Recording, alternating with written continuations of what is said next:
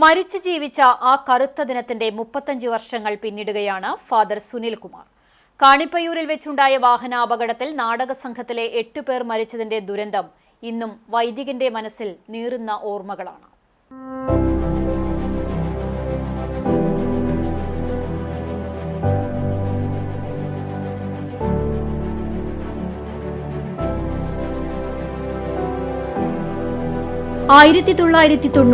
March 11 ഈ ദിനം ഫാദറിന്റെ ജീവിതത്തിലെ കനലെരിയുന്ന ഓർമ്മകളായി ഇന്നും അവശേഷിക്കുകയാണ്.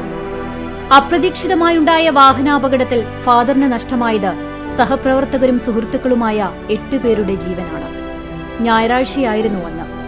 തൃശൂർ കലാകേന്ദ്രം നാടക സമിതി TG രവിയുടെ സംവിധാനത്തിൽ ചെന്തച്ചിക്കാവിലെ ദീപാരാധന എന്ന നാടകം അവതരിപ്പിക്കാനായി എടപ്പാൾ കണ്ടനകം ക്ഷേത്രത്തിലേക്കുള്ള യാത്ര. സമയം ഉച്ചതിരിഞ്ഞ് 4:30. കുന്നംകുളം കാണിപ്പയ്യൂരിലെത്തിയപ്പോഴായിരുന്നു ആ ദുരന്തം. അമിത വേഗതയിലായിരുന്ന ബസ് 18 പേരടങ്ങുന്ന നാടക സംഘം സഞ്ചരിച്ചിരുന്ന വാഹനത്തിൽ വന്നിടിച്ചു. 9 പേർ മരിച്ചെന്നായിരുന്നു ആദ്യ റിപ്പോർട്ട്. എന്നാൽ ആ 9 പേരിൽ നിന്ന് സുനിൽ രക്ഷപ്പെട്ടത് ദൈവനിശ്ചയം പോലെയായിരുന്നു.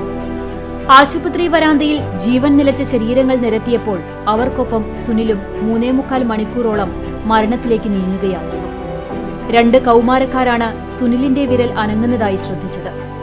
അത് ജീവിതത്തിലേക്കുള്ള തിരിച്ചുവരവിന്റെ ചലനമായിരുന്നു. എനിക്ക് അവരെ അന്യരായിരുന്നില്ല, എൻ്റെ പ്രിയ സഹോദരങ്ങളായിരുന്നു. ഞാനിത് വെറും വാക്ക് പറയണമല്ല. അഭിനയത്തെക്കുറിച്ച് കൂടുതൽ മനസ്സിലാക്കുക, നാടകത്തെക്കുറിച്ച് കൂടുതൽ മനസ്സിലാക്കുന്ന ചിന്തയാണ് പ്രൊഫഷണൽ ട്രൂപ്പിൽ എത്തിപ്പെടാനുള്ള ഘട്ടമുണ്ടായത്. ഞാൻ അവരുടെ ഇടയിൽ അത്രയും സീനിയേഴ്സായിട്ടുള്ള ആർട്ടിസ്റ്റുകളുടെ ഇടയിൽ ഞാനൊരു സ്റ്റുഡൻ്റായിരുന്നു. അപ്പോൾ അതുകൊണ്ട് എൻ്റെ പ്രിയ സഹോദരങ്ങളായിട്ട് ജ്യേഷ്ഠ സഹോദരന്മാരും സഹോദരിമാരായിട്ടാണ് അവരെന്നോട് പെരുമാറിയുള്ളത്. നല്ല കളിക്കുട്ടി എന്നുള്ള രൂപത്തിലായിരുന്നു തുടങ്ങിയത്. പിന്നീട് അവരെ പോലെ തന്നെ ഏറ്റവും സീനിയർ ആർട്ടിസ്റ്റിന് കൊടുക്കുന്നതായിട്ടുള്ള കോൺട്രിബ്യൂഷൻ മേടിക്കുന്ന അവസ്ഥയിൽ ഞാൻ എത്തിച്ചേർന്നു. അത് എൻ്റെ കഴിവായിട്ട് ഞാൻ കാണുന്നില്ല. ഈശ്വരൻ്റെ കൃപ കൊണ്ട് മാത്രമാണ് എന്നെ ഏൽപ്പിക്കുന്ന കഥാപാത്രങ്ങൾ ഭംഗിയായിട്ട് ചെയ്യാനായിട്ട് സാധ്യതയുണ്ടായത് ദൈവകൃപ മാത്രമാണ്. പഠനമാണ് എൻ്റെ ലക്ഷ്യം, നാടകം. പിന്നീട് അബോധാവസ്ഥയിലായ 28 ദിവസങ്ങൾ, 1.25 വർഷം നീണ്ട ചികിത്സ. ദൈവനിയോഗം പോലെ ജീവിതം തിരിച്ചു കിട്ടിയപ്പോൾ സുനിൽ പുരോഹിത ശുശ്രൂഷ ഏറ്റെടുത്തു. ഞാൻ എൻ്റെ പൗരോഹിത്യ പഠനം ഞാൻ ആരംഭിച്ചത് 10 വയസ്സിലാണ്. ഞാൻ ഒരു നടനായിട്ട് ആദ്യമായിട്ട് അറിയപ്പെടുന്നതും 10 വയസ്സിലാണ്. അതിനോടൊപ്പം തന്നെ ആയോധന കലകളും ആരംഭിക്കുന്നത് 10 വയസ്സ്. ഈ 3ലേക്ക് ഞാൻ എത്തിച്ചേർന്നത് കുന്നംകുളം എന്ന് പറയുന്ന ഈ ദേശത്തിലെ എൻ്റെ വാസമാണ്.